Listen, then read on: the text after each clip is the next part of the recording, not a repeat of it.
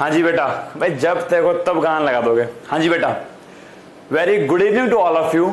आप सभी को नमस्ते। नमस्ते अंकल जी। अंकल जी?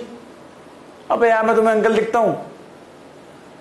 लड़का हूं यार, अभी तो मेरी शादी भी नहीं हुई, तुम मुझे अंकल बोल रहे हो भी सही। यहां देखो, अंकल जी नमस्ते, तुम हो गए अंकल। हाँ नहीं तो देखो भाई बेटा, आज की इस क्लास में बेटा हम लोग जो है, भैया बोल लो, सर बोल लो, अंकल जी क्या होता है यार? तुम्हें अंकल लगता हूं मैं? देखो यहाँ पे बेटा, आज की इस क्लास में हम लोग बेटा बहुत ही इंपॉर्टेंट टॉपिक, एग्जाम में आने वाला टॉपिक, ऐसा टॉपिक जिसके बिना तो एग्जाम संभव ही नहीं है। यस, ये टॉपिक वो टॉपिक है जो एग्जाम में आता ही आता है। कुछ भी कर लो, कुछ भी कर लो, इसको जरूर करना है। समझ में आ गया? मतलब 6 नंबर के लिए ये टॉपिक फिक्स है, एग्जाम में आएगा ही आएगा। इतना इंपॉर्टेंट टॉपिक है भाई साहब, इसके लिए तो प्रॉपर एक ये वीडियो है। इट मींस इस वीडियो में सिर्फ आज मैं केवल ये और ये कराऊंगा, ना तो कोई इसके बाद टॉपिक कराऊंगा और इससे पहले कुछ हो ही नहीं रहा है। इससे पहले तो हम लोग आपस में बातचीत कर रहे हैं, थोड़ी वार्तालाप कर रहे हैं। तो बेटा ये बहुत इंपॉर्टेंट है, ठीक है ना? इसको ध्यान से करना है। इसको तो एग्जाम में आने से ब्रह्मा विष्णु महेश भी इसको एग्जाम में आने से रोक नहीं सकते।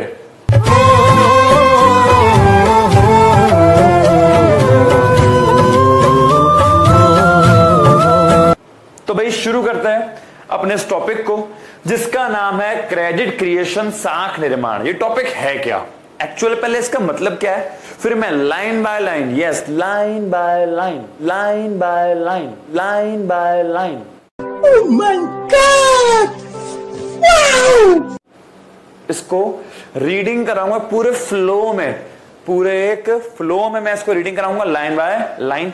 तो भाई समझते टॉपिक है क्या? देखो भाई, अच्छा आपसे क्वेश्चन पूछता हूं, ठीक है? आप उसका आंसर देना, देन आपको समझ में आएगा टॉपिक है क्या। मेरा क्वेश्चन ये है कि बेटा मान लो एक बैंक है, उस बैंक के पास बेटा मान लो 100 करोड़, बेटा कितना बोला मैंने? उस बैंक के पास 100 करोड़ रुपए है।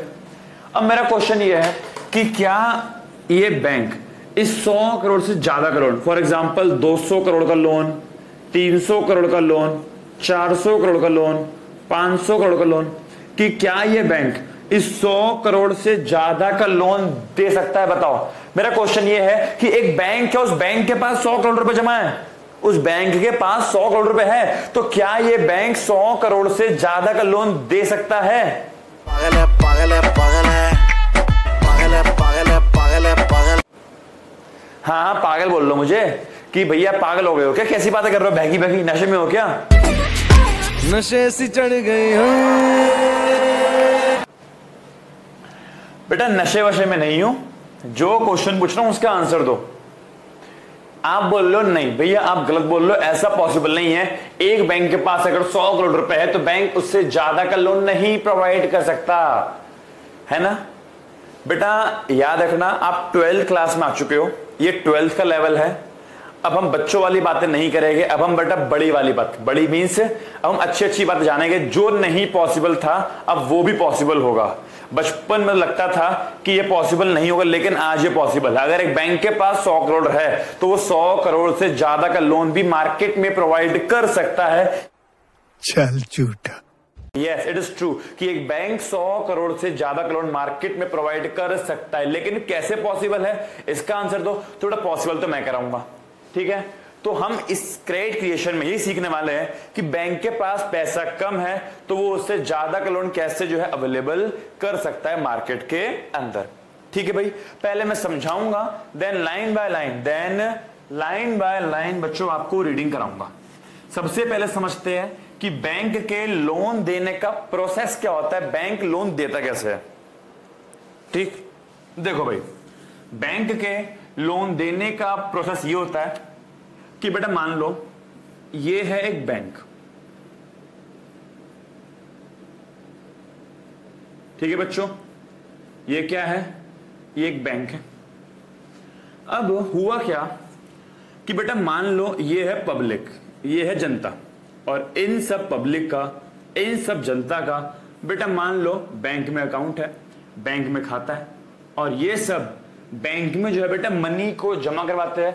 ये सारे के सारे लोग बेटा बैंक में पैसे को जमा करवाते हैं। और बेटा मान लो इन सब लोगों ने मिलकर, मतलब सब लोगों का पैसा जमा है और ऐसे मिला के टोटल बैंक के पास, बेटा मान लो टोटल बैंक के पास 100 करोड़ रुपए जमा है। एज्यूम कर लेते हैं कि इन सभी लोगों का पैसा बैंकों में 100 करोड़ रुपए जमा है। अब बैंक करता है क्या है, बैंक करता है क्या है, जितना पैसा जमा है उसमें से कुछ तो बैंक रखता है रिजर्व के रूप में। बेटा एक वर्ड यूज करा रिजर्व। बेटा मान लो 100 करोड़ रुपए है तो 100 करोड़ में से बेटा मान लो बैंक ने 20 करोड़, बेटा कितने बोला मैंने, 20 करोड़ मान लो रिजर्व के रूप में रखे। ठीक है, अब ये क्यों रखे बता रहा हूं। और बेटा जो 80 करोड़ बच गए, जो 80 करोड़ बच गए, बेटा मान लो इसका बैंक लोन प्रोवाइड करता है। बात देखो अब होता है क्या है, होता यह है कि पब्लिक ने बैंक में जमा कराया 100 करोड़ रुपए। ये जनता है, ये आम जनता है और इन जनता का बैंक में अकाउंट है और इन लोगों ने बच्चों बैंक में 100 करोड़ रुपए जमा करवा रखे हैं। तो बैंक के पास टोटल कितना पैसा है जी, बैंक के पास है टोटल 100 करोड़ रुपए जो जनता ने बैंक के पास जमा करवाया 100 करोड़। अब बैंक करता है क्या है, बैंक का प्रोसेस क्या है, तो बैंक का प्रोसेस ये होता है कि बैंक इनमें से कुछ पैसों का लोन बांटता है कि 100 करोड़ है तो मान लो 80 करोड़ रुपए लोन के लिख दिए कि 80 करोड़ तो बैंक लोन बांटेगा। जो बाकी बच गए 20 करोड़ इसको रखता है रिजर्व के रूप में। रिजर्व के रूप में मींस ये उन लोग रखेगा कि जो डेली बेस पे बैंक आते हैं पैसा निकालने के लिए, कि भाई कुछ लोग आएंगे बैंक से पैसा निकालेंगे और लेके जाएंगे। तो है नहीं कि ये बात बताओ, अगर बैंक पूरे 100 करोड़ का लोन बांट देगा तो क्या कुछ बचेगा, कुछ नहीं बचेगा।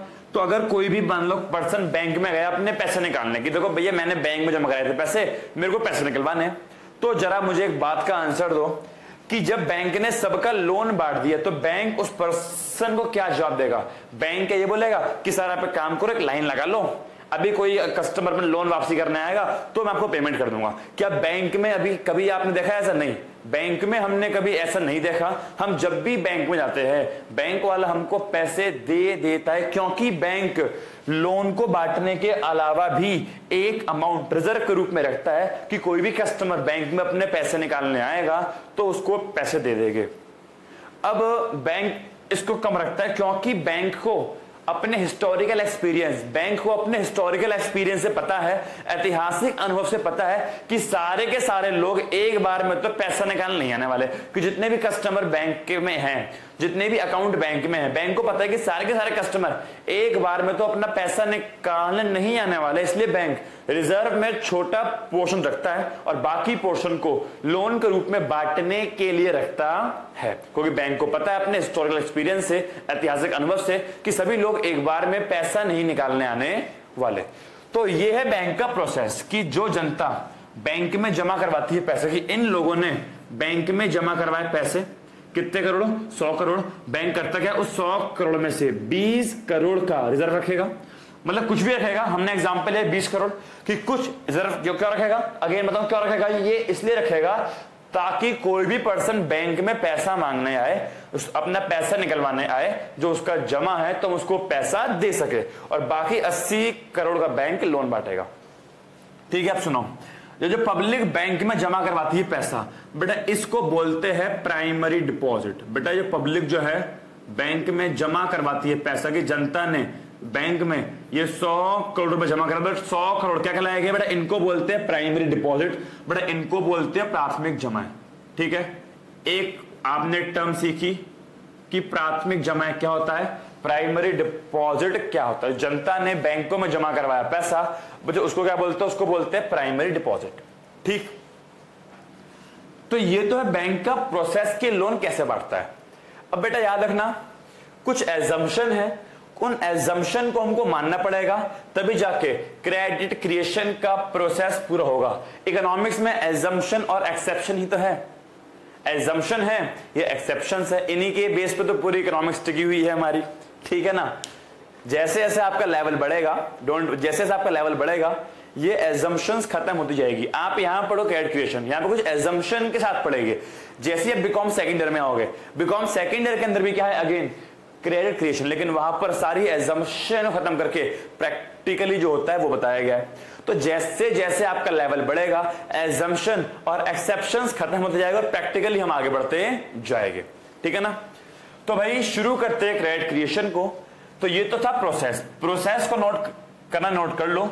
अब बताऊंगा एजम्पशन क्या है। ठीक है भाई, तो उसको मिटा रहा हूं मैं। अब सुनो एजम्पशन क्या होती है। देखिए भाई, अब एजम्पशन ये है, ज्यादा नहीं, बस 2 एजम्पशन है। सबसे पहला एजम्पशन नंबर 1 ये कि हम मान रहे हैं पूरी इकोनॉमी में केवल एक ही बैंक है। एक ही बैंक मींस केवल एक ही कंपनी है, ठीक है ना, उसके अलग अलग जगह ब्रांच होगी, लेकिन केवल एक ही कंपनी है, एक ही बैंक है। फॉर एग्जाम्पल क्या, एजम्पशन नंबर 1 लिखो, देयर इज, बेटा ये क्या है, एजम्पशन है, मान्यताएं है। क्रेडिट क्रिएशन की एजम्पशंस है, मान्यताएं है कि there is only one bank, there is only one banking system, one banking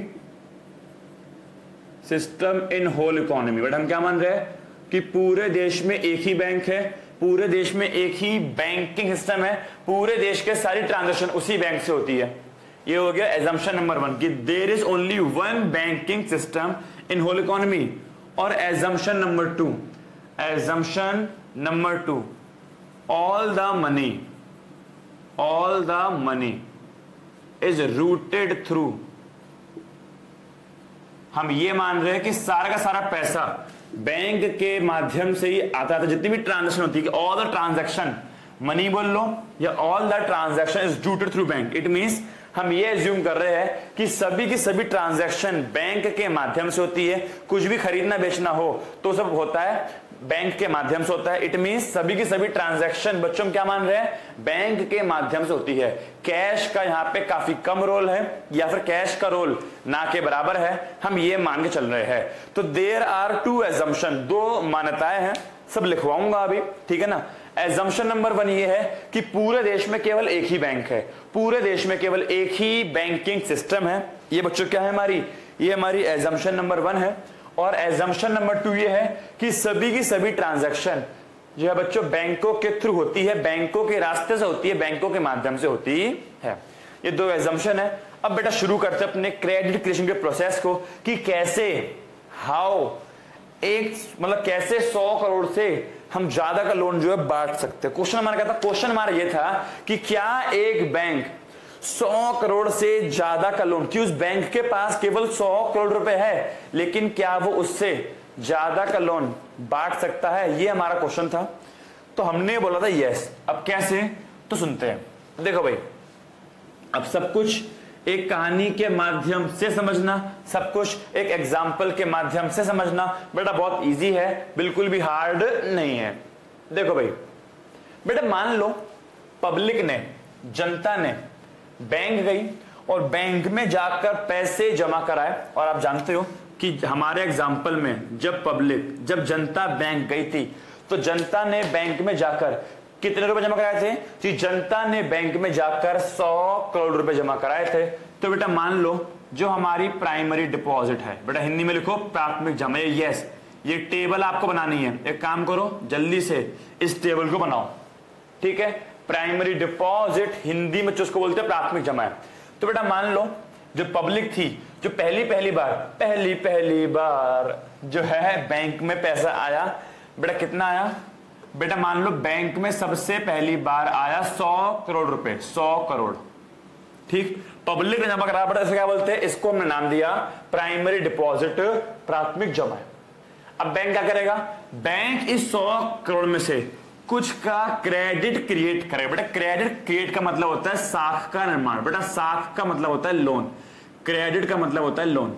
तो बैंक के पास जमा आई उसमें से कुछ का तो साख का निर्माण करेगा और कुछ को रिजर्व के रूप में रखेगा। रिजर्व के रूप में मतलब कुछ को रखेगा कि कोई भी कस्टमर आएगा बैंक से पैसे निकालेगा तो उसको पैसे मिल जाएंगे। तो कुछ होगा बेटा नगद आरक्षित के रूप में, कैश रिजर्व के रूप में, और जबकि बच्चों कुछ को हम लोन बांटेंगे। और बैंक के पास अभी जमा कितनी आई है, बेटा बैंक के पास अभी जो है 100 करोड़ रुपए आए हैं। और बेटा ये है राउंड, ये चक्कर अभी समझ में आ गया, चक्कर क्या है, राउंड क्या है, ठीक है। तो सुनो, जनता ने पब्लिक ने, बेटा सुनना बात को बहुत ध्यान से, बहुत ही इंपॉर्टेंट कॉन्सेप्ट चल रहा है बेटा, कितनी बार बोलूं, बार बार बोल रहा हूं, बहुत ही इंपॉर्टेंट बात चल रही है, बिल्कुल हर चीज छोड़ दो अब, बस पहले समझो, लिखना भी छोड़ दो, समझो पहले बस। तो पब्लिक ने बैंक में 100 करोड़ रुपए जमा करा है, जो भी आपको मैंने बताया था, इसको हम लोग क्या बोलते हैं, प्राइमरी डिपॉजिट, प्राथमिक जमा। अब बैंक क्या कर रहा है, हम एज्यूम कर रहे हैं कि बैंक कर क्या रहा है, जितना भी पैसा आता है, मैं एज्यूम कर रहे हैं कि बैंक उसका 20%, बेटा क्या बोला मैंने, उसका 20%, 20% रिजर्व के रूप में रख रहा है। इट मीन जो भी पैसा आएगा उसका 20% बचाएंगे और जो बच गया बाकी 80% उसका लोन बांट देंगे, सिंपल सी बात है। तो अगर बैंक के पास 100 करोड़ रुपए है तो क्रेडिट बैंक ने क्या करा, बैंक ने जो है 80 करोड़ का लोन बांट दिया कि बेटा मान लो कोई एक पर्सन था राम या ए था, ए नाम का व्यक्ति था, तो बैंक के पास 100 करोड़, तो ए नाम का व्यक्ति बेटा बैंक के पास गया और बैंक के पास जाकर उस व्यक्ति ने लोन मांगा, तो बैंक ने ए नाम के व्यक्ति को 80 करोड़ का लोन दे दिया। बेटा मान लो मुझे कि मैं ए हूं, तो बैंक ने मुझे 80 करोड़ रुपए का लोन दे दिया और 20 करोड़ बच्चों बैंक ने क्या रख लिए, रिजर्व के रूप में रख लिए। क्यों रख लिए, कि कल को कोई कस्टमर आएगा अपना पैसा निकालने तो हम उसको आसानी से पैसा दे सके। ठीक है, सुनना बच्चों बात को बहुत ध्यान से। तो बात हुई ऐसी, अगर मैं स्टेबल की यहां पे थोड़ा फ्लो चार्ट बनाऊं, बेटा मैं इस एजम्पशन, चलो एक काम करो एजम्पशन लिख रहने दो। तो बात हुई ऐसी कि 100 करोड़ थे जिसमें कि बैंक ने क्या करा, 80 करोड़ का लोन बांट दिया इस समय और 20 करोड़ रिजर्व के रूप में अपने पास रख लिए। अब सुनो बात को बहुत ध्यान से, बेटा मैंने क्या करा, मैं बैंक से 80 करोड़ रुपए लेके आया। सुनो बेटा बात को बहुत ध्यान से, मैं जो है बैंक से 80 करोड़ 80 करोड़ रुपीस लेकर बच्चों बैंक से मैं आ गया। अब मेरे पास क्या है जी, मेरे पास है 80 करोड़ रुपए। अब मैंने क्यों लोन लिया होगा, सिंपल सी बात है यार, मुझे कुछ काम होगा, इस पर्पस से मैं लोन लिया होगा। बेटा मान लो मेरे को बिल्डिंग बनवानी थी तो मैंने लोन लिया था बिल्डिंग बनवाने के लिए, तो मेरे पास बैंक से 80 करोड़ मेरे पास आ गए। अब क्या करूंगा, जो भी मेरा बिल्डिंग का कंस्ट्रक्टर था, जो मेरा ठेकेदार था, उसको मैंने बुलाया कि इधर आ, और 80 करोड़ मैंने उसको दे दिए कि यार तूने मेरी बिल्डिंग बनाई, ये 80 करोड़ तू रख, क्योंकि मैंने जो लोन लिया था बिल्डिंग बनाने के लिए लिया था। अब जो बंदा मेरी बिल्डिंग बनाएगा उसको मैं क्या करूंगा, उसको मैं पेमेंट करूंगा। तो मैंने उस पर्सन को 80 करोड़ की पेमेंट कर दी। तो सुनो बच्चों बात को बहुत ध्यान से, एक बात और, बैंक जो है बेटा ऐसे ही पेमेंट नहीं करता। बैंक क्या करता है, बैंक ने मेरा एक अकाउंट खुलवाया होगा। ठीक है बच्चों, बैंक ने क्या करा होगा, बैंक ने मेरा एक अकाउंट खुलवाया होगा। सुनो बात को बहुत ध्यान से, जो बैंक है, बैंक ने प्रथम अकाउंट, बैंक ने मेरे नाम से एक अकाउंट खुलवाया होगा और उस अकाउंट में बैंक ने 80 करोड़ रुपए ट्रांसफर कर दिए होंगे। तो मेरे अकाउंट में कितना है, 80 करोड़ मेरे अकाउंट, बिकॉज बैंक कभी भी कैश में लोन नहीं देता। इस बात को याद रखो हमेशा कि बैंक कभी भी लोन कैश में नहीं देता। तो बैंक ने मेरा अकाउंट खुलवाया और बैंक ने मेरे अकाउंट में 80 करोड़ रुपए ट्रांसफर कर दिए। अब मेरे पास एटीएम था तो मैं एटीएम में गया और मैंने क्या करा, मैंने 80 करोड़ रुपए बैंक से निकाले। एटीएम गया और एटीएम जाकर बेटा मैंने 80 करोड़ रुपए बैंक से निकाले। तो अब 80 करोड़ मेरे हाथों में आ गए। अब क्या हुआ, अब ये हुआ कि जिस बंदे से मैंने बिल्डिंग बनाई थी उसको मैं बुलाया कि चलो बेटा, अब वो ठेकेदार, वो बंदा मेरे पास आया और जो 80 करोड़ मैं लेकर आया था उसको मैंने ट्रांसफर दे दिए कि ये ले भाई तूने मेरी बिल्डिंग बनाई, तेरे 80 करोड़। ठीक है, तो अब ये मेरा नाम ए था, बेटा मैंने बी को, जो मेरा कौन था, ठेकेदार था, कंस्ट्रक्टर था, कॉन्ट्रैक्टर था, उसको मैंने 80 करोड़ रुपए दे दिए। अब उसके पास क्या आ गए, उसके पास आ गए 80 करोड़ रुपए। अब क्या करेगा, उसकी इनकम हो गई। अब क्या करेगा, अपनी इनकम को जाके बैंक में जमा कराएगा। तो वो पर्सन क्या करेगा, उस पर्सन ने 80 करोड़ रुपए बैंक में जमा, उसकी इनकम हो गई। ये बताओ, जब हम लोगों की इनकम होती है, हम अपनी इनकम कहां से करते हैं, हम लोग अपनी इनकम को बैंक में जाके सेव करते हैं। तो उस पर्सन की इनकम हो गई। अब वो पर्सन उस 80 करोड़ को, अपनी इनकम को बैंक में जाकर सेव करेगा। अब क्योंकि पूरे देश में एक ही बैंक है, आप देखते हो ना, there is only one banking system in whole economy, क्योंकि पूरे देश में केवल एक ही बैंक है। तो जब 80 करोड़ रुपए बैंक में जमा करवाने जाएगा, तो जब पूरे देश में एक ही बैंक है, उस बैंक में क्या होगा, उस बैंक में 80 करोड़ रुपए आ जाएंगे डिपॉजिट जमा, राउंड नंबर 1 कि पहले चक्र में उस बैंक में वापसी 80 करोड़ रुपए जमा हो गए। सुनो बच्चों बात को बहुत ध्यान से, तुम समझ नहीं रहे हो बात को यार। भाई पूरे देश में एक ही बैंक है ना, तो मैंने जब उसको 80 करोड़ रुपए दिए तो वो क्या करेगा, वो अपने इनकम को बैंक में जाके जमा करवाएगा। तो पूरे देश में जब एक ही बैंक है तो उसी बैंक में वापसी 80 करोड़ रुपए बी के नाम से आ गए। तो बैंकों के पास 80 करोड़ की जमा वापसी आ गई। तो बैंकों के पास अगेन 80 करोड़ रुपए आ गए, जो 80 करोड़ का बैंक ने लोन दिया था। सुनो बहुत ध्यान से, जो 80 करोड़ का 80 करोड़ का बैंक ने लोन दिया था वो वापसी घूम फिर के बैंक के पास ही आ गया। समझ में आ रहा है ना, ऐसे होता है काम। तो अब 80 करोड़ की जमा बैंकों के पास आ गई, मेरा काम भी हो गया, मेरे को लोन मिल गया, मैंने पेमेंट भी कर दी और उस बंदे ने बैंक में जाकर 80 करोड़ रुपए जमा करा दिया। तो बैंकों के पास 80 करोड़ रुपीस आ गए। अब सिंपल सी बात है, ये 20 करोड़ भी हौले हौले काम हो रहे होंगे। भाई पर्सन आ रहे होगे पैसे निकाल रहे होगे, पर्सन आ रहे होगे पैसे निकाल रहे होगे, तो हौले हौले 20 करोड़ रुपए भी कम हो रहे होंगे। अब हुआ ये कि बैंकों के पास 80 करोड़ रुपीस आ गए। अगर मैं आपको उसको दोबारा बताऊं जल्दी से 1 मिनट के अंदर, तो हुआ ये कि इन पब्लिक ने, जनता ने बैंक के पास 100 करोड़ रुपए जमा कराए। बैंकों ने उस 100 करोड़ में से मुझको, पर्सन ए को, बेटा मान लो बैंक ने मेरे को 80 करोड़ रुपए का लोन दिया और बैंक ने 20 करोड़ रख लिया अपने पास कस्टमर्स के लिए, कोई पैसा निकालने आएगा तो उसको पैसे दे देंगे। अब बैंक ने मेरे को 80 करोड़ रुपए का लोन दिया तो लोन ऐसे दिया नहीं होगा, बैंक ने मेरा अकाउंट खुलवाया और उस अकाउंट में 80 करोड़ रुपए ट्रांसफर कर दिए। मेरे पास एटीएम था, मैं भागा एटीएम में गया, एटीएम में जाकर स्वाइप करा और मैंने 80 करोड़ रुपए निकाल के ले आया और उस 80 करोड़ की मैंने पेमेंट कर दी, बिकॉज लोन मैंने घर बनवाने के लिए लिया था। तो मैंने कॉन्ट्रैक्टर को 80 करोड़ की पेमेंट कर दी। अब उस कॉन्ट्रैक्टर की इनकम हो गई। अब क्योंकि पूरे देश में एक ही बैंक है, तो जितने भी देश में लोग हैं उन सबका अकाउंट भी किसमें होगा, एक ही। बेटा मान लो ये है, बेटा मान लो ये एसबीआई बैंक है, जो बेटा हम लोग बना रहे हैं शीट, बेटा शीट किसकी है, बेटा मान लो एसबीआई की बैलेंस शीट है, ठीक है। तो भाई पूरे देश में कितने हो, जब पूरे देश में क्या होगा, जितने भी लोग हैं उन सबका अकाउंट एक ही बैंक में होगा। तो हुआ यूं, जब मैंने उसको 80 करोड़ की पेमेंट करी तो उसने क्या करा, वापसी आकर उसी बैंक में 80 करोड़ रुपए जमा करवा दी, उसकी इनकम थी। तो बैंक में कितने आ गए, अगेन बैंक में 80 करोड़ रुपए आ गए। अब बैंक क्या करेगा, अगेन बैंक इसका क्या, हमारा रूल हमारा यह था कि 20% सेव करना है और जो आपका क्या बच गया 80%, भाई जो भी आपके पास जमा आएगी उसका 20% हम लोग क्या करेंगे जी, उसका 20% हम लोग सेव करेंगे, उसका 20% सेव करेंगे और 80% का लोन बांट देंगे। अब बताओ फर्स्ट राउंड में बैंक के पास कितने रुपए है जी, फर्स्ट राउंड में बैंक के पास आए 80 करोड़।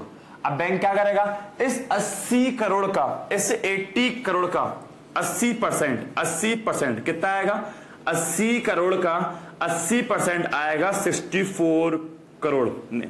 कैलकुलेट कर लेना, 80 करोड़ का जो 80% आएगा 64 करोड़ आएगा। तो बैंक क्या करेगा, जो उसके पास पैसा आया, जो जमा आई, उसका अगेन 80% लोन के लिए रखेगा और जो उसका बच गया 20%, कितना बच गया 80 करोड़ का अगर बचाऊंगा 20% बचा, कितना आएगा 16 करोड़। तो 16 करोड़ को वो क्या करेंगे, रिजर्व में रखेंगे ताकि कस्टमर आए और पैसा निकाल के ले जाए। तो अगेन बैंक के पास कितना आ गया 80 करोड़। अब बैंक इस 80 करोड़ का 64 करोड़ अगेन लोन बांटेगा और जो बच गया कितना बच गया, अगर 80 करोड़ में 64 करोड़ का लोन बट गया तो 16 करोड़ बैंक रिजर्व के रूप में रख देगा ताकि जो कस्टमर आए पैसा निकाल के ले, बिकॉज जो 20 करोड़ थे वो हौले हौले खत्म हो रहे होगा ना, तो इसलिए बैंक ने और डाल दिए 16 करोड़ कि लोग आए और पैसा निकाल के ले जाए। तो हुआ यूं कि बैंक के पास 80 करोड़ आ गए थे। अब कोई पर्सन दोबारा बैंक के पास आया कि बैंक लोन दे दो, तो बैंक ने उसे क्या करा, उस 80 करोड़ का अगेन 80%, क्योंकि हम क्या मान रहे हैं 80% हमेशा लोन बांटना है और 20% हमेशा सेव करना है। तो बैंक के पास जो 80 करोड़ आए थे, बैंक ने अगेन उस 80 करोड़ का 80%, 80 का 80% निकालो, कितना आएगा 64 करोड़ का लोन बांट दिया और 16 करोड़ बचा दिए। अब अगेन मान लो बैंक ने जिस भी पर्सन को लोन बांटा, बेटा मान लो बैंक ने जो है श्याम नाम के व्यक्ति को लोन बांटा, तो क्या करा होगा इस बार बैंक ने? इस बार बैंक ने श्याम के अकाउंट में 64 करोड़ रुपीस ट्रांसफर कर दिए होंगे। अब क्या होगा? अब ये होगा कि जो पर्सन 64 करोड़ का लोन लिया गया उसने किसी को पेमेंट करेगी। जो पर्सन 64 करोड़ का लोन लेकर आया होगा उसने किसी को पेमेंट की होगी। अगेन जिसको पेमेंट करेगा उसकी इनकम बन जाएगी और वो अपनी इनकम को कहां लेके आएगा? वो अपनी इनकम को वापसी बैंक में लेके आएगा, जमा करेगा। समझ में नहीं आया? अरे भाई शाम को ये बताओ बैंक के पास कितने आ गए जी? बैंक के पास 80 करोड़ वापसी घूम फिर के आ गए उस बिल्डर के पास। जिस बिल्डर ने मकान बनाया था उसने अपनी इनकम को 80 करोड़ को बैंक में जमा कराया।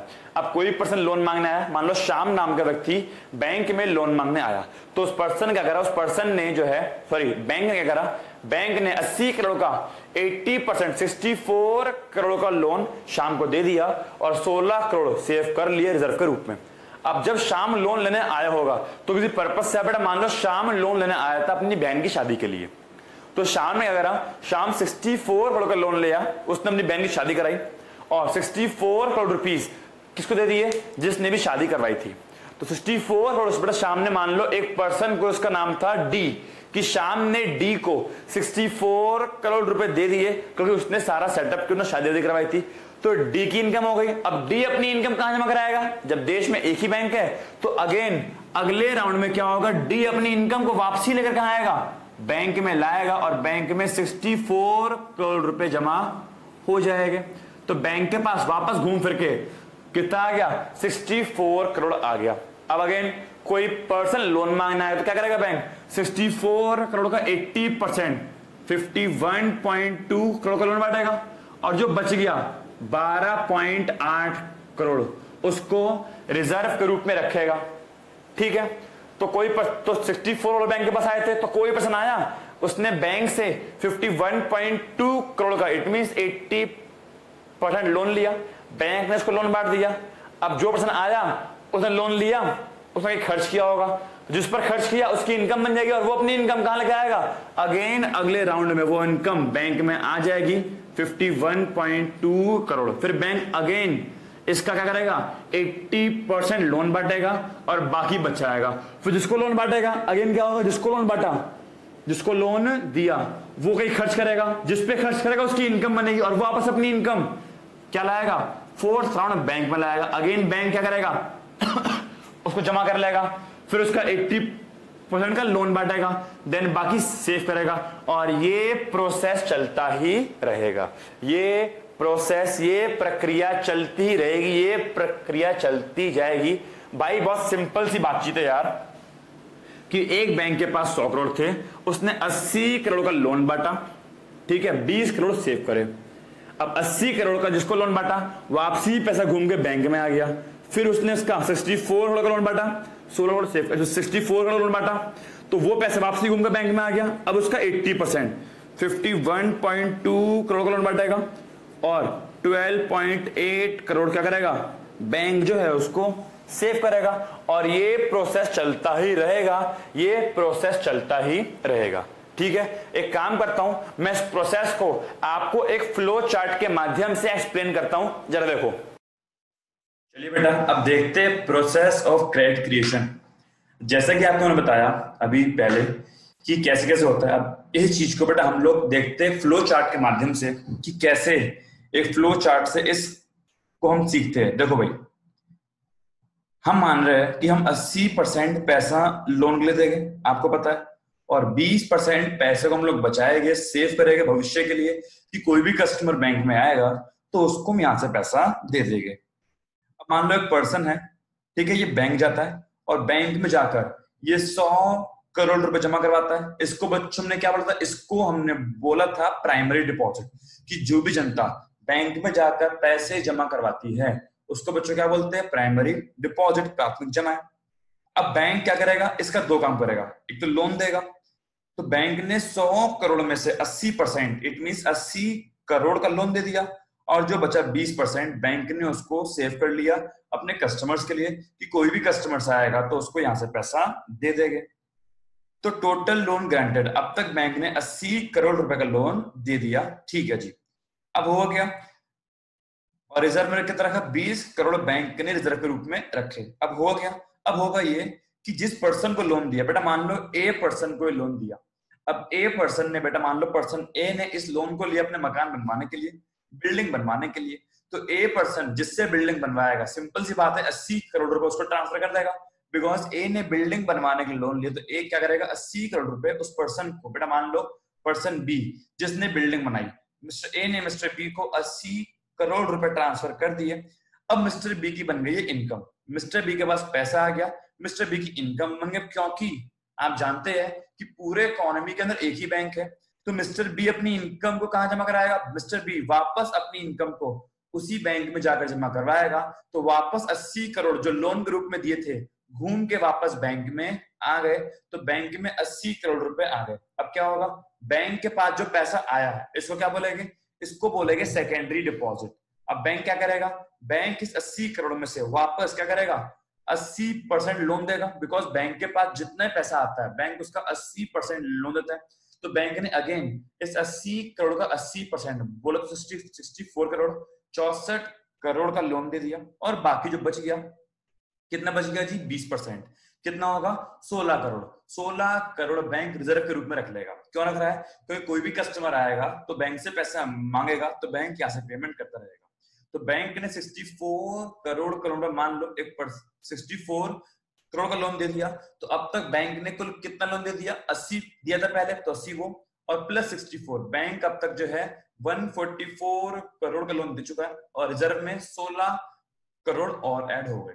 अब बैंक ने 64 करोड़ का लोन, मान लो एक पर्सन था जिसका नाम है सी, बैंक ने सी लेडी को 64 करोड़ का लोन दिया। अब मान लो इस लेडी ने किसी पर्पस से लोन लिया, बेटा मान लो इस लेडी ने जो है कार खरीदने के लिए लोन लिया, तो इस सी ने 64 करोड़ का लोन लिया बैंक से कार परचेस करने के लिए। अब जिससे कार खरीदेगी 64 करोड़ ये उस पर्सन को डी को ट्रांसफर कर देगी। अब डी के पास पैसा आ गया, बिकॉज डी ने कार बेची, तो डी के पास 64 करोड़ आ गए, और अब डी की हो गई इनकम, और डी अपनी इनकम को वापस क्या करेगा, बैंक में जाकर जमा कराएगा। बैंक में अगेन वापस घूम के 64 करोड़ आ गए। अब बैंक क्या करेगा, अब बैंक इस 64 करोड़ अगेन, अब जो पैसा आएगा अगेन उसका 80% लोन देगा, जो कितना आएगा 51.2 करोड़, और बाकी बचे हुए 12.8 करोड़ रिजर्व के रूप में रखेगा। ठीक कर लो बच्चों, उसको लोन लिखा है, लोन के स्थान पर रिजर्व आएगा, तो बाकी 12.8 करोड़ रिजर्व के रूप में रखेगा। ठीक है, तो अब अगेन 51.8 करोड़ का लोन दे दिया, और 12.8 करोड़ अब अगेन रिजर्व के रूप में आ गए। इसको ठीक कर लो, इसको यहाँ पे काट के रिजर्व लिख लो। ठीक है जी, फिर यही प्रोसेस आगे चलता रहेगा, और इसी से जो लोन बच्चों आपका आगे बढ़ता रहेगा, और इसी प्रोसेस को बोला गया है credit creation. Bank again 51.2 crore का लोन एक पर्सन ई को बांट देगा। उसके बाद क्या होगा, ये प्रोसेस चलता रहेगा चलता रहेगा चलता रहेगा, लोन बढ़ता रहेगा, रिजर्व बढ़ता रहेगा, और ये प्रोसेस तब तक चलेगा जब तक कि आपका टोटल रिजर्व जो आपका एल आर है, टोटल रिजर्व आपके प्राइमरी डिपॉजिट के इक्वल ना आ जाए, तब तक ये प्रोसेस चलता रहेगा। तो आई थिंक आपको समझ में आ गया होगा कि कैसे जो है क्रेडिट क्रिएट होता है, कैसे 100 करोड़ से हम ज्यादा का लोन मार्केट में बांट सकते हैं। ठीक है भाई, चलिए बच्चों,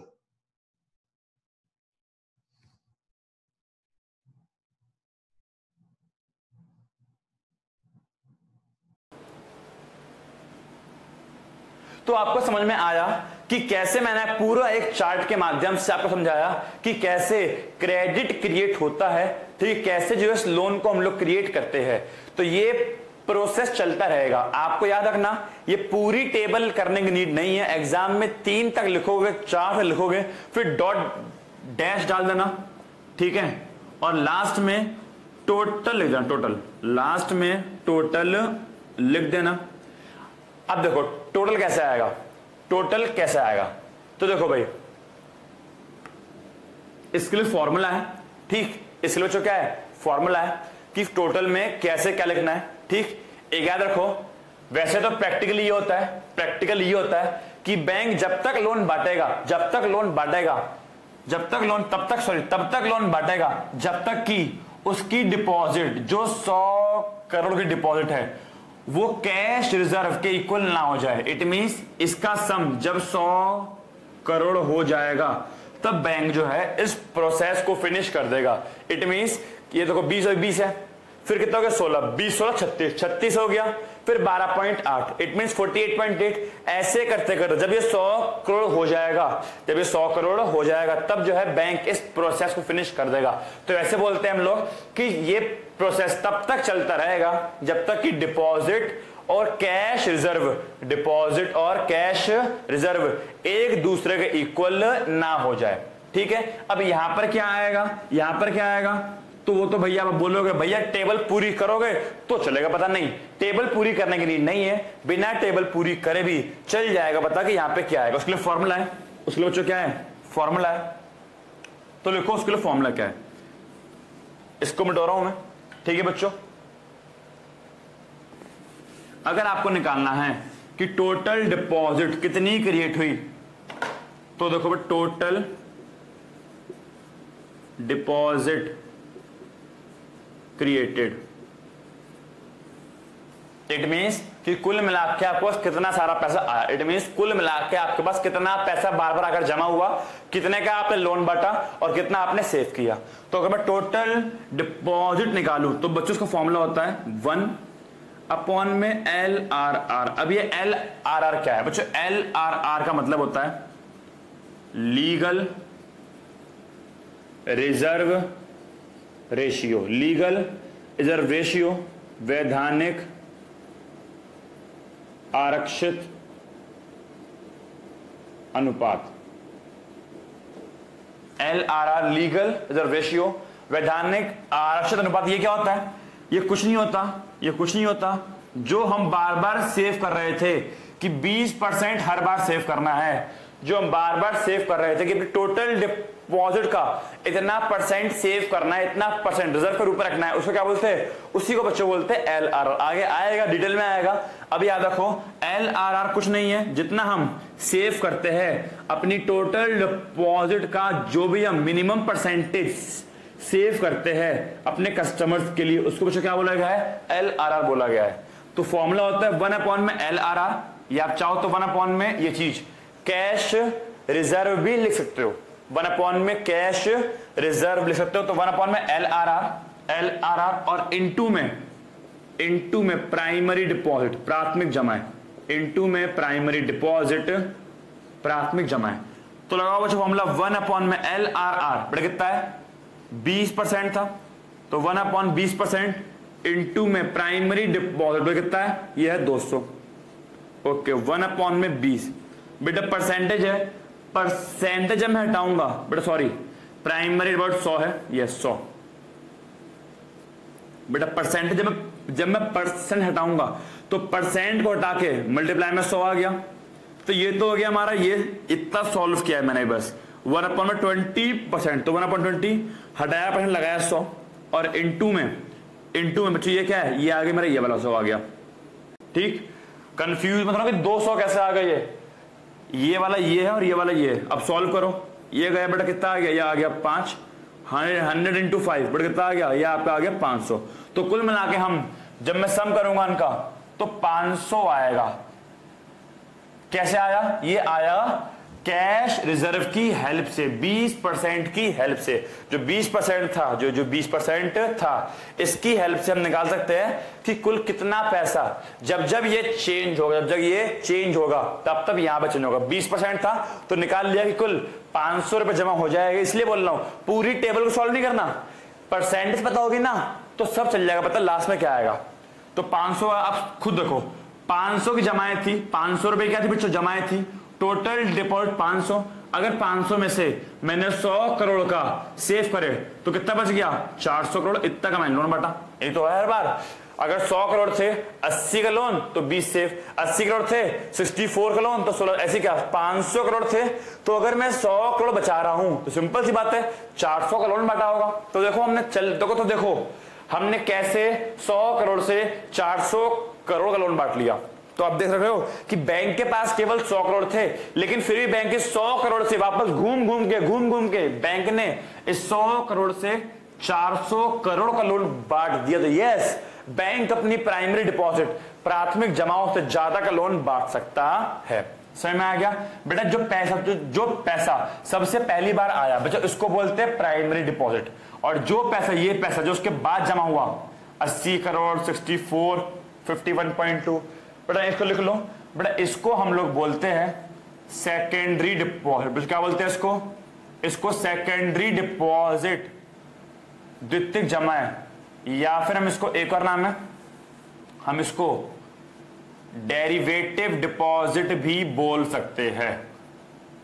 ठीक है, डेरिवेटिव डिपॉजिट भी बोल सकते हैं। लिख लो बच्चों कि जो प्राइमरी डिपॉजिट के बाद, इसको लिखो टोटल कुल डिपॉजिट जमाएं क्रिएटेड, निर्माण, कुल जमाओं का निर्माण। तो फॉर्मूला 1/L R इंटू में प्राथमिक जमा। बेटा इसको सेकेंडरी डिपॉजिट या फिर डेरिवेटिव डिपॉजिट, हिंदी में द्वितीयक जमा या फिर व्युत्पत्ति जमाएं बोल सकते हैं। ठीक है भाई, तो याद रखना बच्चों, ये तो हो गया। अच्छा एक बात और, अगर आपको लिखना हो नॉलेज के लिए, सेकेंडरी डिपॉजिट का फॉर्मूला अगर एग्जाम में आ गया कि सेकेंडरी डिपॉजिट कैसे निकालना है, तो कुछ नहीं करना यार। एक बात बताओ, ये कितना है 100 करोड़, ये कितना है 100 करोड़ क्या है जी, ये प्राइमरी डिपॉजिट है। कुल कितनी है 500, तो अगर कुल 500 है, अगर टोटल ये 500 है, 500 में से अगर प्राइमरी 100 है तो कितना बच गया 400। तो 400 मेरा क्या हो गया सेकेंडरी डिपॉजिट। तो उसका फॉर्मूला होता है टोटल डिपॉजिट कुल जमाएं माइनस प्राइमरी डिपॉजिट प्राथमिक जमाएं। एग्जाम में अगर एक नंबर में पूछ ले तो ये इसका फॉर्मूला है कि सेकेंडरी डिपॉजिट द्वितीयक जमाएं बराबर टोटल डिपॉजिट कुल जमाएं माइनस प्राइमरी डिपॉजिट प्राथमिक जमाएं। तो बच्चों बताओ, आपको समझ में आ गया कि किस प्रकार से हम लोगों को 100 करोड़ से 400 करोड़ तक का लोन बांट सकते हैं। हाँ भाई, समझ में आ गया अच्छे से, पक्का, एकदम बढ़िया से, ओके। तो भाई एक काम करो, इस टेबल को नोट कर लो। अब जो है बच्चों, मैं इसको लाइन बाय लाइन आपको पढ़ाने जा रहा हूं, उसको लाइन बाय लाइन मैं आपको एक्सप्लेन करने जा रहा हूं।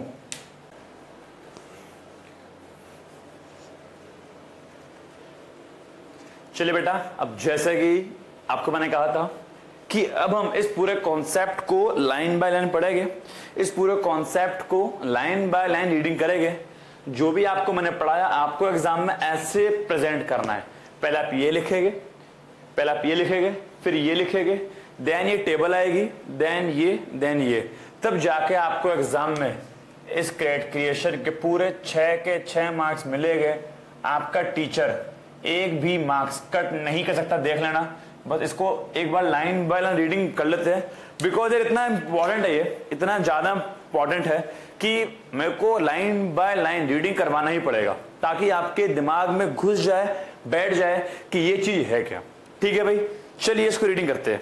देखिए भाई, मनी क्रिएशन, बेटा ये नोट्स में अवेलेबल है, हिंदी मीडियम के नोट्स हो, इंग्लिश मीडियम के नोट्स, दोनों के नोट्स में अवेलेबल है। नोट्स को ऐप पे अपलोड कर दिया गया है, आप वहां पे देख लीजिएगा।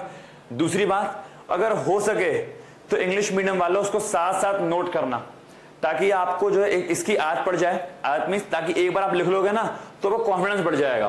तो हो सके तो आप साथ साथ उसको नोट करना अपनी नोटबुक के अंदर, कॉपी के अंदर, बाकी नोट्स में लिखा हुआ ही है, आप उसको नोट करेंगे इंग्लिश मीडियम वाले साथ साथ। देखिए भाई, मनी क्रिएशन और क्रेडिट क्रिएशन, बेटा याद रखना क्रेडिट क्रिएशन को, साख निर्माण को हम लोग मनी क्रिएशन, मुद्रा निर्माण, हिंदी में साख निर्माण को, बेटा साख निर्माण को हम लोग साख सृजन भी बोल सकते हैं। ठीक, तो क्रेडिट क्रिएशन और money creation is an important function of commercial bank. ये कमर्शियल बैंक का बहुत ही इंपॉर्टेंट फंक्शन है। Through the process of credit creation, इस प्रोसेस के माध्यम से, ये देखो बच्चों, commercial banks are able to create more credit than its primary deposit. मैंने सिखाया था आपको, ये तो मेरा पहला क्वेश्चन था कि क्या कमर्शियल बैंक 100 करोड़ से 100 करोड़ क्या थी उसकी प्राइमरी डिपॉजिट, क्या वो उससे ज्यादा लोन बांट सकता है? तो यस, वही तो बोल रहा है कि इससे क्या होता है, जो कमर्शियल बैंक है आर एबल टू क्रिएट, वो सक्षम है किस चीज में, able to create more credit than its primary deposit, क्या वो अपनी प्राइमरी डिपॉजिट से ज्यादा लोन बांट सकते हैं। आगे बोल रहा है the deposits held by the banks are used for giving loan, जो भी पैसा बैंक के पास आता है, the deposits held by the bank, जो भी डिपॉजिट बैंक अपने पास रखता है, जो भी पैसा बैंक के पास आता है, are use for giving loan, हम उसका यूज लोन बांटने के लिए करते हैं। Banks can not use the whole of deposit, मैंने बताया था कि अगर बैंक के पास 100 करोड़ रुपए है तो बैंक 100 के 100 करोड़ को लोन के लिए नहीं बांट सकता, उसको कुछ पैसा बचा के रखना पड़ेगा रिजर्व में, किस लिए, ताकि जो लोग जिनका पैसा बैंक में जमा है वो कुछ पैसा निकालने आए तो बैंक उसको पैसा दे सके। बैंक ये नहीं बोल सकता ना कि सर पैसा खत्म हो चुका है, जब कोई लोन वापसी करना आएगा आप लाइन लगा लो, वो बस लोन वापसी करना आएगा आपको पेमेंट कर देगा, ऐसा नहीं होता। बैंक पहले से ही कुछ रिजर्व रखता है, तो लिखा भी है कि banks can not use the whole of deposit for lending, वो लैंडिंग के लिए अपनी सभी डिपॉजिट का प्रयोग नहीं कर सकता। It is legally compulsory for banks to keep a certain part of their deposit, आपको पता है मैं बताया था कि कंपलसरी बैंक के लिए कि कुछ पैसा बचा के रखे, इट इज लीगली कंपलसरी, ये कानूनी रूप से कंपलसरी है, मतलब ये कानूनी रूप से कंपलसरी है कि कुछ पैसा तो बैंक को रखना ही पड़ेगा अपने पास, किस लिए, लोगों को बांट, तभी तो उसको हमने क्या बोला था, LRR क्यों बोला था, LRR क्या था, legal reserve ratio, legal means कानूनी रूप से वैधानिक रूप से आपको रखना पड़ेगा साइड में लोगों को बांटने के लिए, तो it is legally compulsory for the banks, bank के लिए ये लीगली कंपलसरी है कि वह जो भी पैसा आया उसका सर्टेन पार्ट, कुछ पार्ट बचा के रखे लोन बांट, वो लोगों को बांटने के लिए। The process of money creation, जो मनी क्रिएशन है, जो क्रेडिट क्रिएशन, इसका प्रोसेस दो चीज पर डिपेंड करता है, याद रखना एग्जाम में पूछ सकता है, एग्जाम में पूछ सकता है कि क्रेडिट क्रिएशन किस पर डिपेंड करता है, किस पर, तो दो चीज पर डिपेंड करता है, प्राइमरी डिपॉजिट कि आपके पास कितना पैसा आया, एक तो उस पर डिपेंड करता है क्योंकि फॉर्मूले के अंदर प्राइमरी डिपॉजिट है, अगर ये चेंज होगा तो सिंपल सी बात है टोटल डिपॉजिट हो जाएगा, और फॉर्मूले में क्या है, और दूसरा फॉर्मूला LRR है। तो फॉर्मूले में दो बातें हैं बच्चों, फॉर्मूले के अंदर दो बातें हैं, एक है प्राइमरी डिपॉजिट, एक है LRR, तो इन्हीं दो चीज पर, एक तो प्राइमरी डिपॉजिट पे और दूसरा LRR पे, इन्हीं दो चीजों पर क्रेडिट क्रिएशन डिपेंड करता है। अगर इनमें से कुछ भी चेंज होगा, सिंपल सी बात है, अगर ये चेंज हो गया तो यहां पे चेंज हो जाएगा, अगर ये चेंज हो गया तो भी आंसर अलग आएगा, तो इन दो चीज पर क्रेडिट क्रिएशन डिपेंड करता है। LRR को याद रखना, LRR को देश का सेंट्रल बैंक, हमारा कौन है, RBI, LRR को देश का सेंट्रल बैंक फिक्स करता है। तो इतना आप लोगों ने पढ़ा, बहुत इजी था। अब पढ़ते हैं बच्चों उसके आगे। अब एग्जाम्पल से मैंने एक्सप्लेन किया, जो मैंने आपको समझाया था, पर उसको लिखना कैसे वो देखो। सपोज माना प्राइमरी डिपॉजिट आर ₹100 करोड़, बेटा माना कि प्राइमरी डिपॉजिट लोगों ने कितना जमा करा है, लोगों ने 100 रुपए जमा करा है, तो ये तो हो गया पहला। दूसरा हमने क्या माना है कि LRS 20%, इट मींस क्या, जो भी पैसा आएगा उसका 20% सेव करना है, तो LRR को हमने क्या माना जी, LRR को हमने माना है 20%, ठीक है, कि जो भी पैसा आएगा उसका 20% सेव करना। सिंपल सी बात है यार, अगर 20% में सेव करूंगा तो सिंपल सी बात है 80% को मैं लोन के लिए बांटूंगा। तो लिखने के नीड लिख सकते हो, चाहो तो यहां पे आप 80% लिख दो, लेकिन तो कॉमन सेंस वाली बात है, अगर 20% बचाऊंगा तो 80% लोन को बांटूंगा। आगे लिखा है the banks will keep ₹20 crore, तो अगर बैंक के पास 100 करोड़ रुपए आए थे, अगर बैंक के पास जमा के रूप में 100 करोड़ रुपए आए थे, तो बैंक उसका 20% सेव करेगा। इट मींस क्या, bank will keep 20 crore in the form of reserve, bank जो है 20 करोड़ रिजर्व के रूप में रखेगा, और जो कितने बच गए, जो 80 करोड़ बच गए, बैंक उसको क्या करेगा, लेंट मींस उधार दे देगा, बैंक उसको लोन के रूप में बांट देगा। तो वही तो हुआ कि जो भी पैसा आया उस 100 करोड़ का 20 करोड़ सेव करा और 80 करोड़ बैंक ने लोन के रूप में बांट दिया जी। ओके जी, आगे बोल रहा है this ₹80 crore is the secondary deposit. Yes, मैंने बताया था आपको, ये पहली वाली क्या होती है, पहली वाली होती है प्राइमरी, और इसके बाद अब जो आएगी वो सारी क्या होती है, इन सबको हम लोग बोलते हैं सेकेंडरी डिपॉजिट। तो जो 80 करोड़ रुपए वो जो क्या है सेकेंडरी डिपॉजिट। कैसे सेकेंडरी डिपॉजिट है? सबसे पहले बैंक में डिपॉजिट कितनी आई? सबसे पहले एक मिनट, सबसे पहला बैंक में कितने रुपए आए जी? 100 करोड़। तो जो सबसे पहली बार आया उसको क्या बोल दिया? प्राइमरी। उसके बाद इसको लोन के रूप में बांटा। अब जिस पर्सन को दिया होगा उसने कहीं खर्च करे, भाई मुझे दिया तो मैंने कहीं खर्च करे। अब जिस पर भी मैंने खर्च करे वो बंदा क्या करेगा? वो बंदा उसको अपनी इनकम मानेगा और अपनी इनकम को कहां लाएगा? सेकेंडरी डिपॉजिट, अपनी इनकम को बैंक में ले आएगा। तो यह पैसा दूसरी बार आया, ये पैसा दूसरी बार बैंक में आया, इसलिए इसको बोला गया सेकेंडरी डिपॉजिट। सबसे पहले कितना आया था? 100। तो 100 मेरा प्राइमरी। अब उसके बाद जो भी आएगा उसे क्या बोलूंगा मैं? Secondary deposit. तो 80 करोड़ वापस घूम के मेरे बैंक में आ गया, तो सेकेंडरी डिपॉजिट। अब क्या करूंगा मैं? अब अगेन बैंक विल कीप 20%। तो वापस घूम के 80 करोड़ कहां पे आ गए? बैंक में आ गए। अब क्या करेगा? अगेन बैंक इस 80 करोड़ का 20%, बोले तो 16 करोड़। सॉल्व कर लो, 80 करोड़ का निकालो, 20% निकालना आता है ना, कि अगर मैं 80 करोड़ का निकालूंगा 20%, तो 20/100 कितना आ गया? 16। तो 80 करोड़ का 20% क्या करूंगा? 16 करोड़ निकालूंगा और क्या करूंगा? उसको मैं will kept as a reserve. उस 80 करोड़ के, जो 80 करोड़ था उसका 20% क्या आ गया? 16 करोड़, और उसको रिजर्व के रूप में रखूंगा। और कितना बच गया? रिमेनिंग 80%। तो सिंपल सी बात है, अगर 20% बचाऊंगा तो 80% अलग बच जाएगा। तो जो रिमेनिंग 80% है, इट मींस कितना करोड़? 64 करोड़। कि अगर मैं 80 करोड़ का 16 करोड़ बचा लूंगा तो कितना बचेगा? 64। तो 64 करोड़ इज लैंड। अब अगेन क्या होगा कि जो 80 करोड़ था उसका 16 करोड़ रिजर्व में रखा, तो जो बच गया इतने का लोन बांट दूंगा। अब जिसको मैं लोन बांटूंगा, जिसको भी मैं ये लोन बांटूंगा, तो जिसको लोन दिया अब वो बंदा से कहीं खर्च करेगा, जिस पर खर्च करेगा उस बंदा की इनकम बनेगा और वो इनकम वापसी कहां पे आ जाएगी? बैंक में। तो अगेन थर्ड राउंड में बैंक में कितने आ गए? 64। अब अगेन क्या करेगा? बैंक के 64 करोड़ का 20% बचाएगा 12.8, और जो बच गया 51.2 उसका लोन बांटेगा। अब जिसको भी लोन बांटेगा वो बंदा उसे कहीं खर्च करेगा, जिस पर खर्च होगा उसकी इनकम बन जाएगी, और वापस ये इनकम कहां पे आएगी? बैंक में 51.2 करोड़ आ जाएगी। और ऐसे ही अगेन लोन बटेगा अगेंस्ट, और ये प्रोसेस पूरा चलता रहेगा। तो जो 60, तो इसके बाद जो भी 80 हो, 64, 51 जो भी हो, इन सबको मैं क्या बोलूंगा? सेकेंडरी डिपॉजिट बोलूंगा।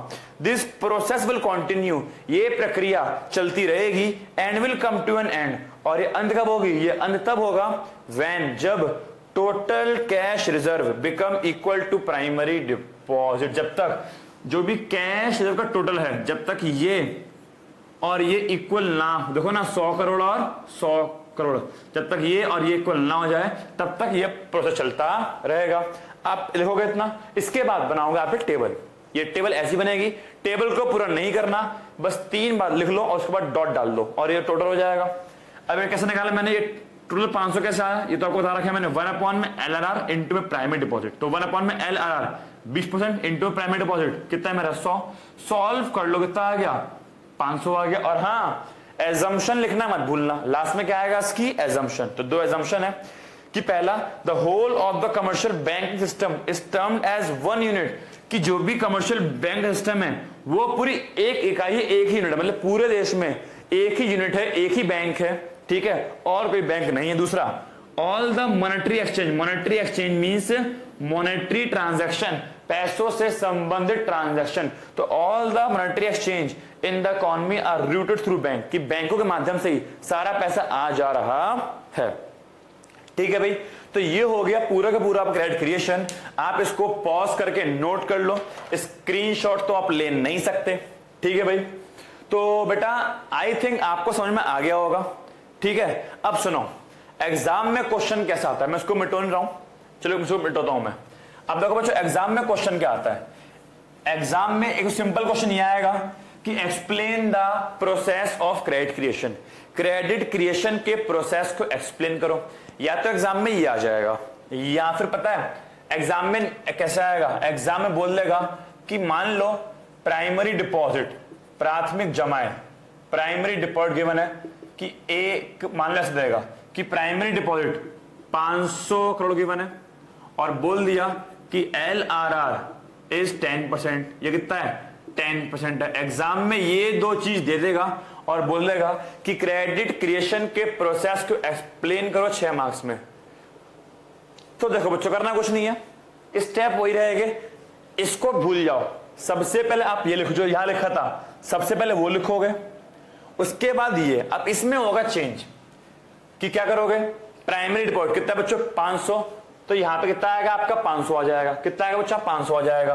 ये कितना है 10%, तो बस करना क्या है 500 का 10%, 50 यहां पे कितना बच गया 450 वो यहां पे, फिर 450 का लोन बढ़ेगा तो वो नीचे आएगा, तो 450 यहां पे आ जाएगा, फिर उसका 10% यहां पे बचा हुआ यहां पे, फिर अगेन वो लोन बढ़ जाएगा उसको। तो ये आपको अपने आप करना पड़ेगा। फिर समझ में नहीं आया? अरे आपको एग्जाम पे रट्टा नहीं मारना भाई, आपको ये 180 रट्टा नहीं मारना। एग्जाम में अपने आप भी कोई संख्या दे सकता है कि 500 करोड़ के बने, 10% है, या फिर मान लो प्राइमरी डिपॉजिट बोल दिया 1000 करोड़ और LRR बेटा मान लो बोल दिया 50%, तो कुछ भी बोल सकता है। ठीक है, तो आप एक काम करोगे, ये आपको दे रहा हूं होमवर्क, इन दो के लिए आप आंसर रेडी करके मेरे को भेजोगे। रेडी बिल्कुल प्रॉपर तरीके से करना है, ये नहीं कि सिर्फ टेबल भेज दी, ये भी लिखना है।